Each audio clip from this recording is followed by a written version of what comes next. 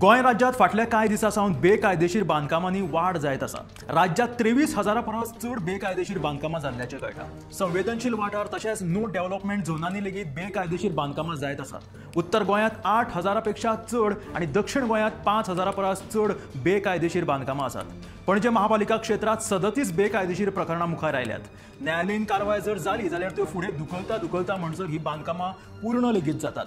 म्हयन्या पयलींच हरमला एका बेकायदेशीर इमारतीचेर कठोर कारवाय जाल्ली, मात तरी आसतना लेगीत गोंयांत बेकायदेशीर बांदकामां थांबपाचें कांय नांव घेयना। जी कारवाय सरकारी यंत्रणेन वा पंचायतीन करपाक जाय ती कामां न्यायालयाक करची पडटा। योग्य कारवाय जायनाशिल्ल्यान दोंगर कापून रस्ते करप, गोंयची दर्यादेग वाठार तशेंच गोंयचे सैम जे आसा ते नश्ट जायत चल्ला। भायले विकासक गोंयांत घुसून विकासाच्या नांवान जाय तशी मनमानी करीत सुटला। मुळाव्यो संस्था लेगीत ताचेर तोंड उगडिना। ताका लागून हे विकासक आमचे 5वेचार गोंय शिमिटाचें करून सोडीत काय असो भंय उप्रासता।